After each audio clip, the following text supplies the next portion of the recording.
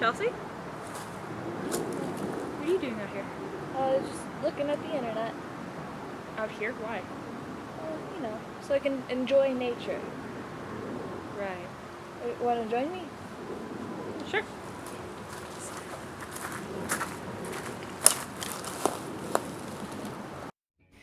The internet has become a dominant part of today's society. It all started way back in the 1960s when the process of making a worldwide communication system had begun. It wasn't until the 1980s that the internet was born, and the common World Wide Web didn't come until the early 1990s. Throughout the decade, there were developments in websites, some early sites being Yahoo and Amazon. Social media came around in the middle of the decade, starting with AOL chat rooms, and as we shifted over into the 2000s, there was the development of MySpace, Facebook, and YouTube. In fact, Facebook is still the most popular social media site used in the United States. In a survey we conducted on over 100 students at McHenry East Campus, we found that over 96% of students use the internet both at school and at home. The survey also showed that 81.5% of these students spent 3 hours or more on the internet per day, and that 93.5% use social media. It's become very clear that the internet, especially when used for recreational purposes, is a daily part of the lives of students at McHenry East Campus. But the big question is, at what point does it become a distraction? 74.1% of surveyed students believed that recreational internet actually made them less productive, and 72.2% think that limiting their use of it would actually be beneficial. Overall, when asked if they could easily make it 2 weeks without recreational internet, 48.6% said that yes, they probably could, but that they wouldn't want to. Why is this? Is it because the internet is so attractive and addictive that we can't even imagine a life without it? The internet plays such a big role in our lives, but what if we were to give it up for 2 weeks? Would we become more productive? Would we sleep better? Become more social in real life? In general, would our quality of life improve? Well, we wanted to test that theory. In order to see just how much of a hold the internet has on us, we decided to go 2 weeks without it. Unless we absolutely had to use the internet for school purposes, we weren't allowed to use it at all. No YouTube, no Facebook, no Snapchat, nothing. But before we dove into this experiment, we wanted to get the point of view of someone who actually had given up the internet, at least in part. Life has changed in many ways for me after I deleted social media. I used to have a lot of anxiety for things that I saw on social media. Overall, it would both affect my mood and my productivity. So I've seen an increase in productivity and overall my mood. There's no outside effects coming from social media that have affected me. Social media is cancerous to society.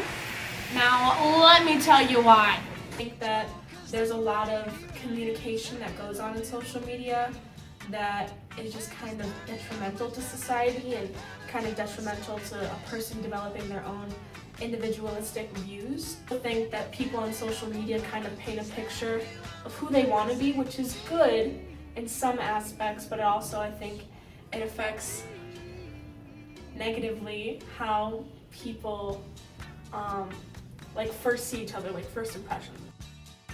Besides getting the perspective of someone who actually had given up social media, we also wanted to know the thoughts about this experiment from a parental point of view.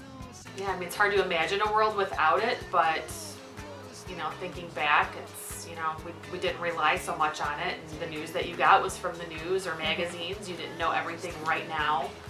It wasn't 24/7.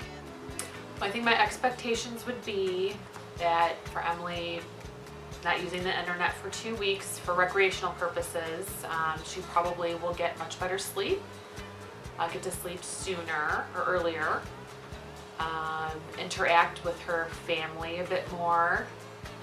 So I think it'll be a good thing for her to disconnect for a little bit just to see how it is. All right, Chelsea, main rule.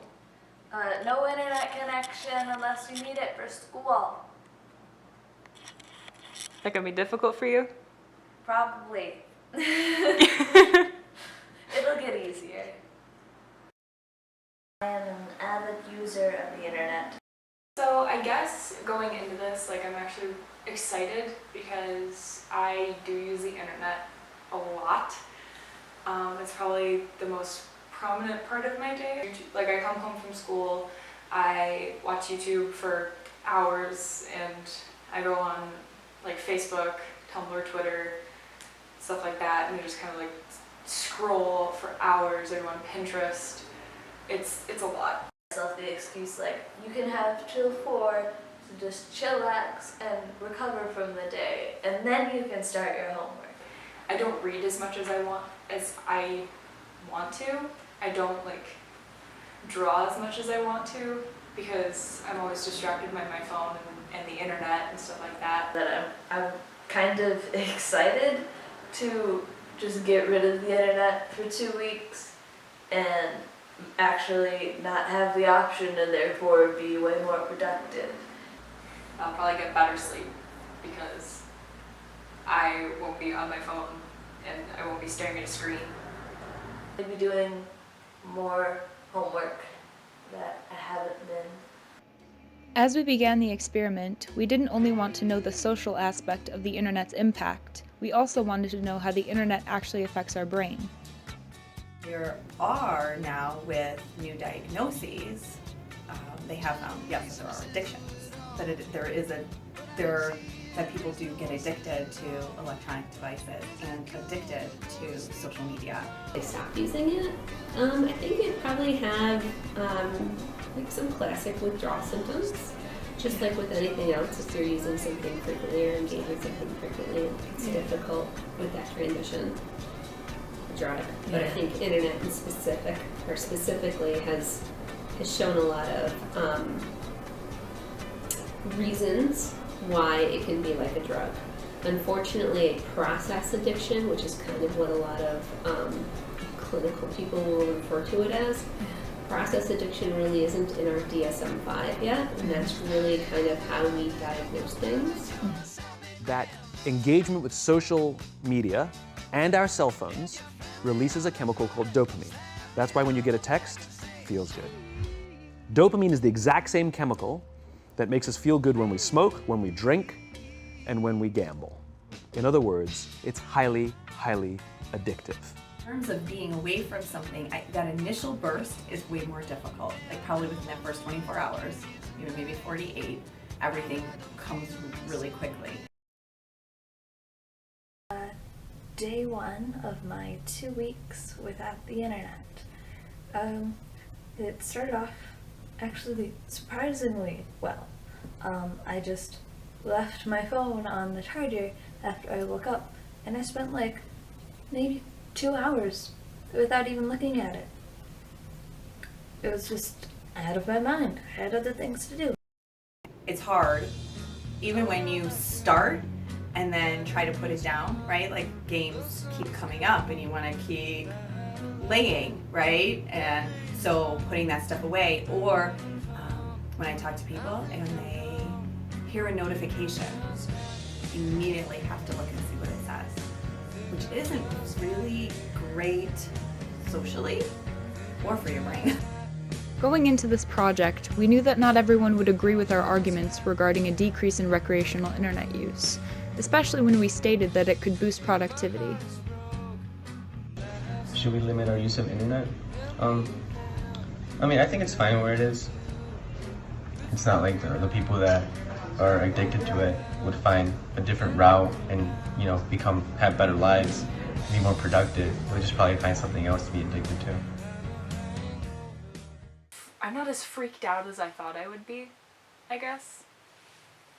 I thought I would kind of be like more anxious because, hey, I haven't been on my phone in a while, but it actually has had the opposite reaction. I don't feel as stressed when I do my homework because before I would feel more anxious and kind of just uptight and stuff, but I just feel really laid back. I haven't been in my room as much. I have actually been out in the living room talking to my family. I usually don't. I usually just kind of stay cooped up in my room. The first 7 days were rocky, like glimpses of doing more with like productive things. We, through this experiment, more so than learning how, if we were more productive or not, we learned just like how it affects people differently. The first week I really tried, and like throughout every now and then I would have like bits of free time that were like way more than I was used to. Emily, I'm pretty sure she got more done. She could do more homework in a more comfortable amount of time, and she was getting to bed earlier and more sleep, and for both of us, we both seemed happier, I think. Going 2 weeks without the internet was one of the strangest experiences either of us had ever had. Although it was hard at first to resist the temptations, over time it got a lot easier to just enjoy ourselves. In the end, we found that no internet made our lives simpler and more fulfilling. Throughout this sort of internet cleanse, we found that our overall quality of life drastically improved. We felt less stressed, got better sleep, and got us to actually do things that the web kind of stopped us from doing. I started reading more, drawing more, and my brother actually made me 2 mix CDs because I couldn't listen to music on the internet. Chelsea got really into solitaire and other little hobbies like doodling on her wastebasket and watching her favorite TV shows. Being disconnected from the internet more than anything taught us how to think for ourselves. We weren't modeling our thoughts and opinions from other people, we were actually using our own brains. In the end, we aren't asking people to completely give up the internet. It's a fantastic resource, and it can make us happy. All we ask is for people to put down their phones once in a while, hold real-life conversations with people, create things with your bare hands, break free from the spider web.